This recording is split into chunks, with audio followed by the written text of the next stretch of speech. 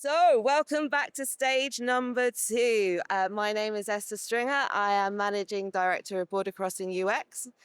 And I'm delighted to be here because as we fill up, just make sure you put your headphones on. Absolutely delighted to be here because I got to do the stage, which is my passion. So our next section is all on health tech innovation, and we have two amazing speakers. We're going to have a chat from James Maciver from Phlo around the digital health revolution, and then we'll have Elizabeth Fairley from Talking Medicines, using LLMs to surface the intelligence from health data. So if I'd like to ask you, James, if you would move up to the stage. After James and Elizabeth speak, we will have some time for questions. It will be a combined Q&A for 10 minutes, so do queue up your talks. And whilst James just gets himself settled, I am delighted. So I was just saying to James, I've been following Phlo since they launched. Big fan of health tech. And this is an amazing organization run by a seasoned engineer. And James has really actually pushed this company from a delivery capability of 0 to a team of over 30 people. So any of you who run teams, that's quite a scaling in a very short space of time. So well done. So if I could ask you to put your hands together for James Maciver, and he will run us through the digital health revolution. Thank you, James.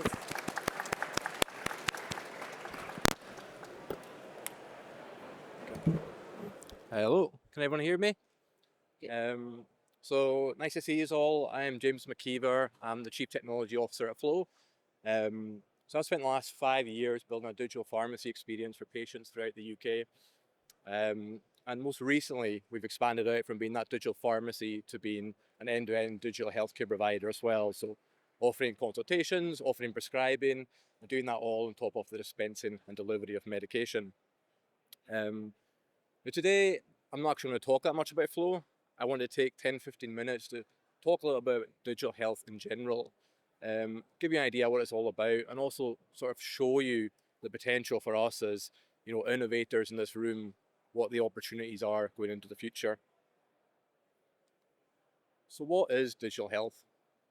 ChatGPT says it is some sort of utopia, I think there. Digital health in its simple form to me is using technology to make healthcare better for people and provide better outcomes. That technology can be anything. It can be the clinical platforms you use to record consultation notes. It can be a wearable you wear on your wrist to collect your monitor your heart. It could be an online sort of on-demand GP platform. But it's all based around the patient and giving them that better healthcare experience. Healthcare is complex. It's messy. It sprawls GPs, physios, hospitals, insurance companies, all the way, across organisations to private, public health, and country borders themselves as well. But looking past all that complexity and challenges, digital health, I think, is the area where technology can really have the biggest impact on society. It's a really exciting space, and it's what gets me out of bed every morning to do my role. So where are we now in the digital health space? That really depends who we are. Are we Scotland? Are we the UK? Are we the world? I'm sure you're all aware that healthcare has evolved across the UK. So Scotland, England themselves have huge differences in how they function in the healthcare world, never mind the rest of the countries around the globe. So I think for that reason, we should keep focusing on the UK especially.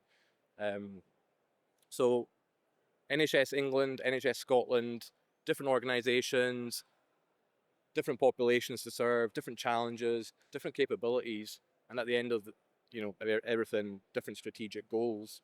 I'll just give you a quick summary of where both England and Scotland are. I think it's a really good example of how things can diverge even just from across a border. So England is one of the more mature digital health ecosystems in the world, I'd say, especially when it comes to a patient-centric approach. And that's really all sort of centred on the NHS app in England. So if you live down in England, chances are you'll have access to the NHS app, which is really this healthcare hub in your pocket the NHS app lets you book appointments, see your GP records, order your repeat prescriptions, all that sort of good stuff, all from your phone, any time of day, wherever you are. And it's really sort of showcasing what's possible. Now, I think it's quite unbelievable. I think about 3/4 of all adults in England have this app. They've registered, they use it. I think that was due to a great acquisition strategy over COVID, where that's where your records went. But the penetration across England is huge, and it means this app has so much potential, and they keep on delivering on it. So as well as the NHS app and giving people access to their data when they need it and the services at the touch of a button, NHS Digital in England is also night and day compared to where we are in Scotland. I think it's about access to 100 different APIs, vary hugely in use case and sort of data they can provide, but they allow technology providers like Phlo to do things like access really rich patient records, download prescriptions for patients, send messages to GPs, and all that good stuff. So we can really embed ourselves in the NHS in England, which is what a company like Phlo needs. So NHS England, they're putting data in people's hands as a consumer, as the patient. They're also giving data to technology providers, and that's what really allows innovation in England. It allows us to build solutions on top of NHS. Just to give you some sort of indicator, like public to private sector, I think NHS, some numbers I've seen, it was about 85% in the NHS to about 15% in private. And I think in Scotland, you're definitely going to see a larger skew to NHS, because a lot of that is very London-centric. But so when you talk about digital health in the UK, you're primarily going to be talking about the NHS and the capabilities that they give you. So Scotland, it's a bit of a different ballgame, bit of a different position. And just a few weeks ago, I was in the position of being a patient almost. My daughter got diagnosed with a condition that she's going to have for life, and we were sort of introduced to this idea that she'll need to go for screening every year in certain different healthcare departments. Now, once all that news is settled and I come to terms with it, I was, not the first question, probably the last question I asked our lead consultant in the appointment we had was, if we're going to be going around departments and hospitals, seeing different doctors, different GPs, how do we keep on top of all these records, all these clinical notes? We're only a few weeks in, and already those yellow papers are stacked up on a table at home, appointments, clinical notes, all that good stuff. And of course, the consultant looked at me and she was like, as if I had two heads, I guess, at the end of the day. She's like, no digital access. You can request it, on an ad hoc basis, the data, but there's not really any way to sort of manage that record, see it at any time you want, and really use that to manage things. So I'll be sticking with the ring binder for the time being.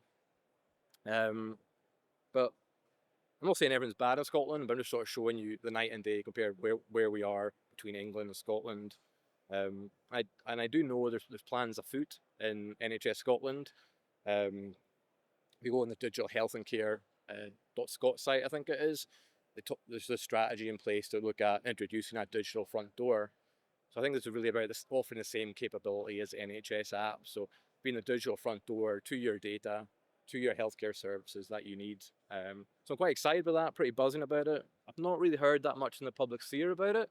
But they're saying it's going to be around by the end of this parliamentary term in 2026. So we may not be quite on par with NHS England up here in Scotland, but there seems to be that will and that travel direction, which is what we need.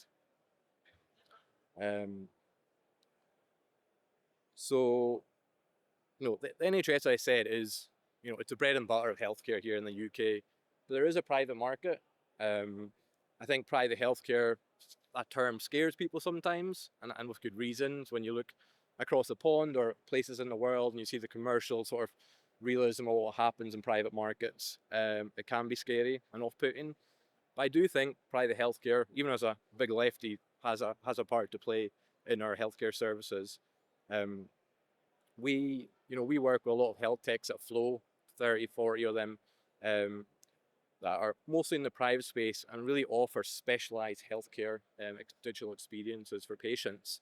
usually looking at areas where there's long wait lists in the NHS or a certain conditions underserved a little bit in the NHS. These providers are building really impressive digital healthcare experiences, giving people apps they can use in their hand to access the sort of latest and greatest healthcare.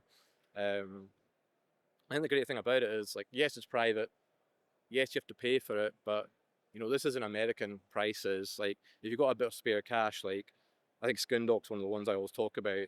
We work with a partner called Skin Doc, so the idea with them is you can take a photo of your skin condition, say on your arm, send it in to them, answer a few questions. You'll get an expert dermatologist looking at that within hours, can diagnose you, you can prescribe you medication, send their prescription through to Phlo. We can dispense your medication and deliver it to you. And if you're in the right area, we can do that within a few hours. So when you look at that and you compare it to what that might look like in the NHS, you're talking go to your GP, get a referral to a dermatologist, wait in a queue for 3 or 4 months to go and see a dermatologist. Eventually you get there, go and get a prescription, go around many pharmacies looking for the right steroid cream or whatever it is you've been prescribed. So it just shows again, like, the innovation and the sort of experience that these sort of private providers can give you is really impressive. It can really add to what the NHS provides. I think Skin Doc's about 50 or 60 quid for that consultation. So it's not going to be accessible to everyone, but if you've got a bit of spare cash, it's not going to break the bank either, and it really does help take that extra pressure of GP appointments and dermatology appointments off the NHS. So yeah, I think there's a part to play definitely for these private healthcare providers to fill those gaps around what the NHS gives us. So what is possible? I think I'm probably the only person at this event not talking about AI at all. AI is the word of the moment, and for good reason. Like, AI's impact on healthcare is huge already, and it's going to be, outstanding. It is the main thing that's going to have an impact on all our lives. Whether that's helping clinicians summarize their notes and sort of extract meaning from them, or whether it's giving a second pair of eyes on a scan that a patient might have been done and picking up something that a doctor's missed. Like, AI is definitely in these certain areas of digital health going to have such an impact. But I think, like, for me, like, maybe thinking of things at a more basic and foundational level, I think we need something before that. And that simple thing to make the next wave of health tech innovation possible, I think, is putting people's data back in their hands. Just looking at what NHS England are doing, what we are trying to do in NHS Scotland, it's about giving people their data, giving them access to it, and letting them do what they want with it. Giving them data in a way that they can share it with other healthcare providers, other services, whatever apps they want, whatever products they want, and getting more value from that, getting more analysis on it, getting a second opinion on it, and making that all really possible, making that data portable. So, like, when you think of fintech recently and what's been happening there, like, a lot of the innovation in the financial industry is driven by open banking regulations. And that's what I sort of see as having the potential to unlock digital health, and really see what we as technologists can build when that data is available to us. Like, open banking, like, I all know, lets us do lots of great stuff, but what about open health? Like, what could that look like? Like, how do we bring in a set of rules and governance around how healthcare data needs to be shared by healthcare providers? How do we sort of build those sort of formats that data needs to be shared in? And how do we build the standards around what privacy and security looks like in a world like this, where we start releasing more healthcare data out into the wild? And I think the potential is just huge. Can you imagine, like, all the AI platforms we're going to have in the future, and if I can take my NHS record, feed it in some algorithms that aren't available in the NHS yet, and get a second opinion, it unlocks so much potential. What's possible? So what's stopping us from all this? Like, I'm definitely painting a picture of some sort of utopia where we can easier to move data around. And of course, I know it's not that simple. I am a technologist. There's so many barriers to this, and I'm sure the teams working in the NHS are are coming across them will know more than I do, but we're going to start showing more healthcare data to people. Like, how do we ensure that data is complete? How do we ensure it's accurate? How do we ensure it's useful? Like, at the moment, our data is behind the scenes. We don't worry about it. We don't worry about how to interpret it. But all of a sudden, a lot more pressure gets put on clinical staff about writing clear, concise notes that are going to be meaningful to people. So it's not just a technology problem, as always in these situations. It's a people problem. And yeah, it's, there's a whole thing to get around there about bringing people on board, letting them understand the value in doing this sort of stuff. Yeah, as well as the people working in organisations like the NHS, there's the patients ourselves, like us. Like, if we're presenting with this healthcare data, how are we going to interpret that? Are we going to be alarmed? Are we going to start panicking? All of a sudden, we're seeing things, we're seeing numbers, we're seeing terms used that we've never seen before. I think that's really a whole topic in its own right, about how that data is interpreted and displayed to users, and show them the value they can get from it. You can imagine straight away on day one, if you turn on this sort of functionality, there's going to be people calling up their GPs day in, day out. What's this mean? What's this mean? Why is this missing? So I think these problems need a lot of thought. So it's not going to be easy. As well as humans understanding, our machine's going to be able to understand the data. Clinical data is, complex, a lot of time free text, but how do we pull meaning out of this data so the data is portable and the different systems can understand it? And on top of all these things, like security, privacy, how do we ensure healthcare data is getting shared around and there's a copy of the data, that it's going to be secure, and people aren't going to lose access to it? So there's lots of challenges. Just to finish up, like, what does success look like? Success to me is, it's Alice who's just been diagnosed with diabetes at her doctor, having that diagnosis and sort of treatment plan put on her healthcare record, being able to, use a glucose monitor that streams real-time data to that record that our endocrinologist can pick up on and adjust her medication if required. It's like for Alice, who moves house and wants to find a new GP, she can update her digital health record, automatically be allocated a new GP and endocrinologist. And lastly, it's about, like, if you're using a healthcare perk at work, like a GP on demand, how do you make that data accessible from your NHS healthcare record into the private space? It's about Alice being able to click a button, link her health record in, and putting that data straight in the GP's hands. And this is what digital health is all about, I think. Bringing, next level healthcare people where they need it, in a safe and effective manner. So, is this all a utopian dream, or is this 10 years from now? Thank you. Thank you very much, James. Apologies for mispronouncing your surname. Really lovely unpacking of the problem and the opportunity space. Next, I'd like to invite Elizabeth Fairley up. Now, Elizabeth is the Chief AI Officer at Talking Medicines, an incredibly well-educated and established person with a PhD in biology from the University of Cambridge and an MBA from but I always say it wrong, Babson, apology. Elizabeth drives the development and the commercialization of the data intelligence product Drug GPT, which is awesome because she is also a leading industry voice talking about data and strongly advocating for a robust and ethical use of data.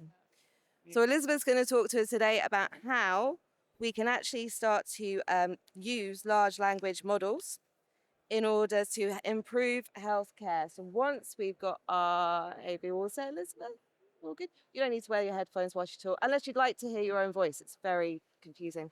So big round of applause for Elizabeth.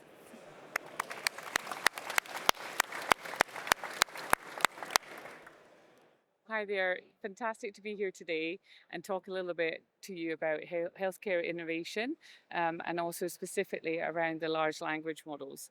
So I'm just going to take a step back and set the scene a little bit and tell you a bit more about our market, which is selling and working with healthcare advertising agencies and selling data to pharmaceutical companies.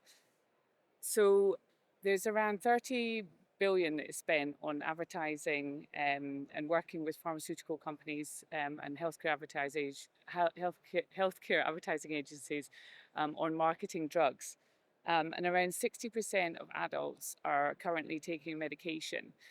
That's a huge amount of people that are managing complex diseases, having to think through about going through diagnosis and going on to multiple complex and challenging treatment paths. So within the US alone, there's 250 billion that is actually accounts to poor adherence to medication. So it's a huge problem in the sense that through diagnosis and getting patients onto treatment, and then also joining the dots to really kind of drive and bring home the taking of medication so that we kind of close the gap on that significant figure around adherence and spend on that adherence of patients not taking their medication correctly. Pharmaceutical companies are really hungry to gain insight on how patients are taking their medicines, and they're particularly interested in how doctors are also connecting with patients. And that's exactly what we do. We try and provide that data back to pharmaceutical companies. But as you can imagine, it's really, really complex. Healthcare is so complex, and there's so much data there. And where there is a lot of high value data is found in conversational data. So, you know, when a patient, if you think of them being in front of within a doctor setting, they're kind of, you know, they're probably not that relaxed, and they're getting asked questions and they're thinking, how should I answer those questions? At home, when they're talking with their friends and family, it's a very different scenario. It's when they start to kind of share maybe some of the you know, what they're worried about, some of their concerns, how they're really feeling. And that data, they can then, you know, they may well post that on social media and other channels. And there's a huge amount of conversation that is taking place within social media. But that conversational data is very, very difficult to analyze through more traditional data science techniques. It's not easy to put into a database and store it in columns and rows, as it were, to be able to do complex queries to pull out the data because of the way in which it's structured. And that's really where we've come in with our modeling technology, and others are playing in this space as well, to really think about how that conversational data can be structured so that you can provide that very key insight back to pharmaceutical companies to drive you know, better development of drugs and also the more effective use of the drugs once being launched. So I'm going to just, sorry, I realised I've not actually gone on to my slides. Sorry about that. So we'll just whiz through. I haven't really got many slides to say, but I'll talk here about a little bit more about the AI landscape. So AI is not new. I think here in Scotland, in Edinburgh University, they're celebrating this year 60 years of AI, which is incredible. And there has been a fast acceleration of the term AI and certainly of the term large language models over the last couple of years. And just to put that into context, when Netflix launched, it took 18 years to come to market. And ChatGPT, it was an impressive 2 years. So it was really, really quite phenomenal in the way that ChatGPT entered the market. And within 5 days, they had 1 million people using ChatGPT. So that speed of entry into the market, there's definitely something there with these large language models. I think many have thought about how they can use large language models to really surface up and present that intelligence quickly. And in a number of companies have started to accelerate in that space. But some of the challenges that they have faced is, in particular within healthcare, the challenges around that quality and the accuracy of providing that data has proven to be really difficult within the landscape. And we're starting to see some of those that have entered within healthcare start to fall away. And that's where we've spent a lot of time understanding how large language models work, but we wouldn't have the success that we've had today if we hadn't spent years and years actually working on more of the machine learning and use of the natural language processing models to really understand how you structure data. And then we use the large language models to draw out the intelligence. So it's kind of like the icing on the cake, as it were, the way that we use our large language models. And I think many are finding that it's the quality in and the quality out that you need when using these large language models, and they can provide results that are believable, but are they actually accurate? And within healthcare, that is so important, that it's the accurate intelligence that is being drawn out using these large language models. So to talk a little bit more about how we use the large language models. So we've got some complex modeling technology that enables us to structure that conversational data. So what that means is that we can classify large volumes of data of whether it's patients or doctors speaking, and we also use the models to go in and draw out the experiences and what patients and doctors are talking about drugs in relation to that diagnosis and treatment, the symptoms and the side effects that patients are potentially experiencing. And then once we have all of that data structured, we use the large language model, and we've optimized our GPT model called Drug GPT to essentially come over the top, and our customers can ask questions using the large language model to draw out the intelligence very quickly. They can also summarize data. So that is hugely valuable, especially when you're dealing with a huge amount of data and you want to see what are the common strands that are being said across a large amount of data. And we also use it in measurement in specific cases where doctors maybe want to understand whether patients are actually picking up complex language, so that it's interesting to see whether language actually resonates with patients and what kind of language resonates to try and close the gap here on the adherence, and to try and ensure that patients have a better understanding of the importance of taking the medication and how to take the medication. So it's a very complex, it's not only healthcare, it's a very complex and highly regulated environment, but the AI field is also evolving, and there is regulation there that's been put in place, and I would my advice to anybody that is entering or within this space is to really stay close to what's happening within the regulatory space of AI. I think it's very, very important in relation to how we connect with data, how we store data, the use of data. We've kind of embedded in very strong governance and ethics, and we're very transparent on the use of our data. We've really put we really protect around the patient data, and we also are very careful with regard to using any data that comes from customers. So I think really understanding that landscape around AI is important, but also just making sure that you keep driving policies and standards around the use of how you bring in data, store it, process it, as well as using and licensing large language models from those that can provide that service. From what our customers, they're really keen to hear about how they can use AI. So it's really rapidly accelerated, and we can see that within the pharma space, that there's a huge amount of conversation around how can AI make us more productive? How can it make us more efficient?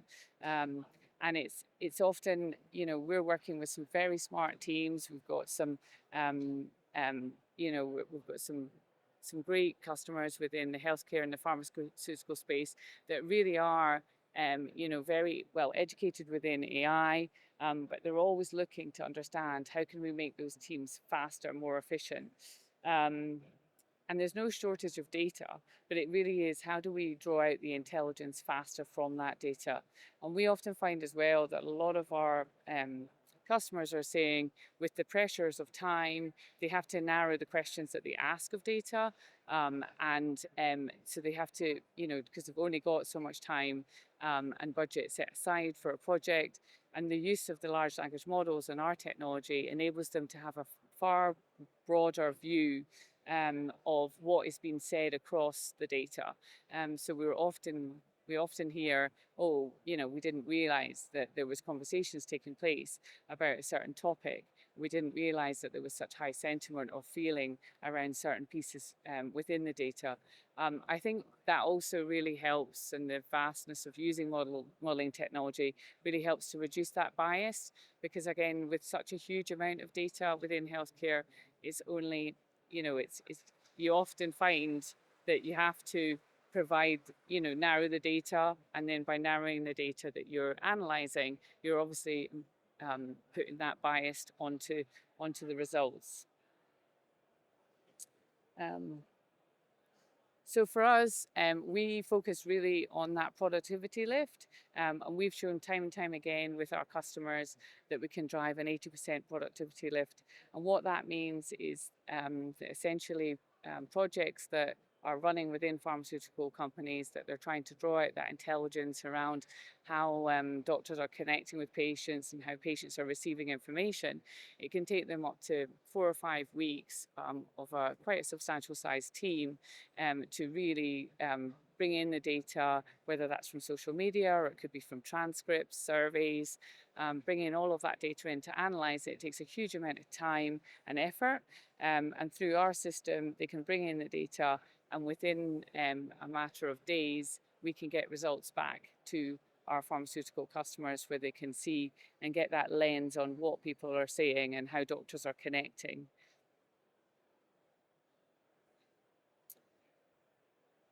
So it's such an exciting time within AI in healthcare. I really think that this is the time that AI can be, really integrated within healthcare.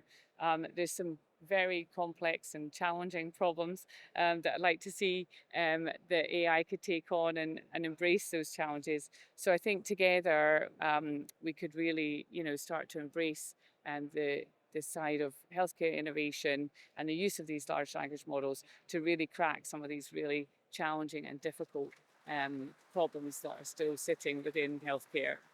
So thanks very much for your time today. I'm very open to questions. Fabulous. Thank you very much, Elizabeth. Big round of applause. Elizabeth, if you'd like to join us back at the table.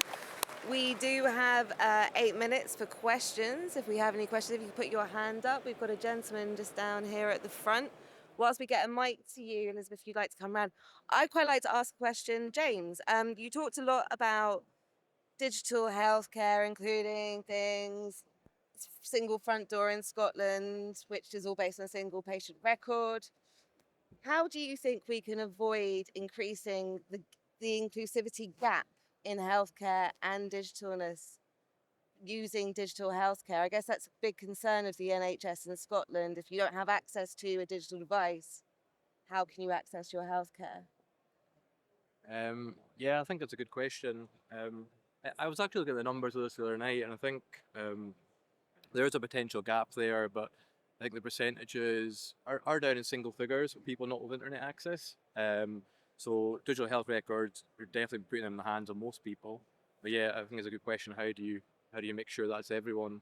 I don't think it's going to be necessarily a barrier, because it's sort of just like an extra thing that's there, right? It's not going to hold you back from getting better healthcare. It's not going to hold you back from getting the benefits that clinicians are going to get from that data as well being available to them.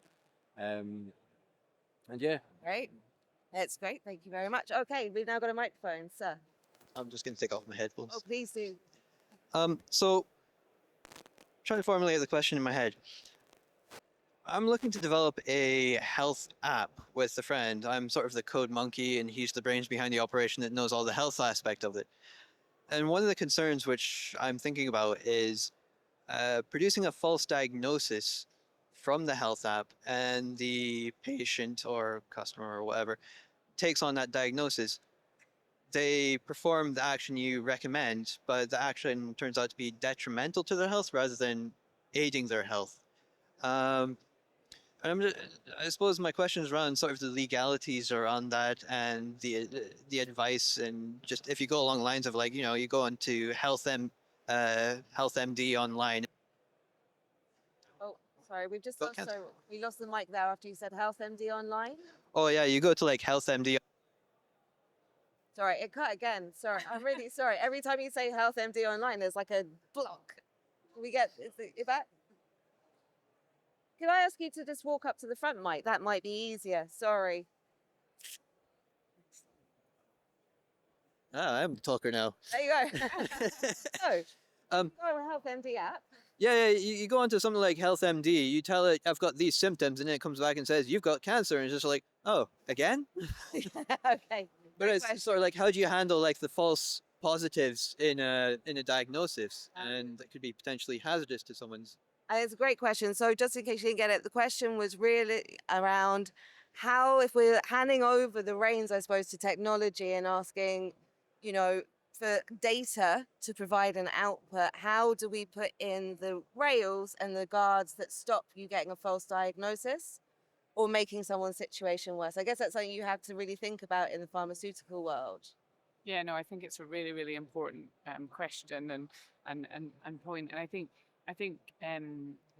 from the experience that we've taken with regard to the course that we've taken with our data and working very closely with patient data, we're very much trying to keep the healthcare ecosystem together.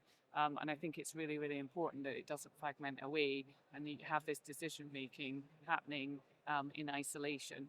So I think you have to really think about how you put that into any product that you're beginning to develop as well, so that you're not fragmenting and you're not having these, decisions being made that could be completely incorrect coming from your product. So I think it's really, really important to connect it back into what's happening within, the healthcare sphere. That's great. James, anything to add? Yeah, I think it's just, about making sure there's the clinical support alongside any sort of automated diagnosis and things like that you're doing. Like the example of a website, there's lots of data on the internet. We all go online, self-diagnose, but you'll always see that they aren't really diagnosing you. They're trying to give you a bit of guidance. And I think you should always sort of take what you read online with a pinch of salt in these sort of areas and looking at the clinical experts. Like, I'm sure one day we will get to that stage where there's no clinical experts and it's all AI, but I think it's still quite far off yet. Right, I think that's in the Wally future where we're all lying on seats. That's great, thank you. And there any more questions from the floor? We've got one just here. Sorry, can I get a microphone? Does the microphone work? Nope, nope. Can I invite you to come to the stage?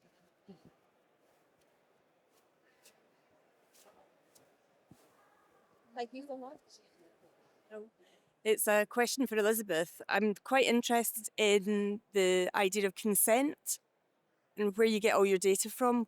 How do patients know which interactions are being kind of collated and put into your systems? No, really important question. I think consent is really important. So we bring in data that can be being that the customer has obtained. So all of that consent is very much in place to be able to use that data and for us to process it and provide the intelligence back.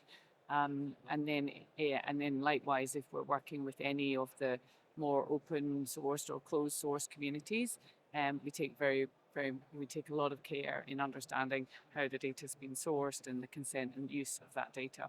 So I think it's a very important point. Thank you. Yeah, great question. Thank you. Do you have time for just one more question if anyone wants to come down to the front and ask a question? No?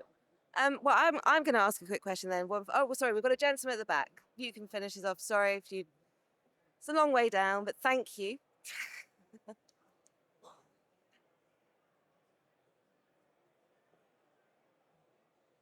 Hi, I was curious that you focused a lot on the pharmaceutical world. What about the cell and gene therapy area, which has that kind of challenge of personalized medicine, which can be targeted and can really help the individual, but scalability is really hard. So it feels like technology's got a better role to play in that one. Is that the case? Yeah, no, I think it's yeah, I mean, we're, with the mass amount of data that we've got and the way in which we're trying to understand, we're trying to make some leaps across that data within the journey of diagnosis and treatment. And I think personalized medicine plays a part of that. And I think gene therapy is fascinating. And we've actually just done a study with that's involved the messenger RNA vaccines. So that's been a really interesting one to see on how that's been received by people, and also how that's been kind of communicated from the healthcare professional space. So I think it's across all of the kind of new technologies that are out there. Brilliant. Thank you. That was an excellent question. Much better than my question. So thank you. If I could ask you to put your hands together one last time for James and Elizabeth. Absolutely fabulous. Thank you, James.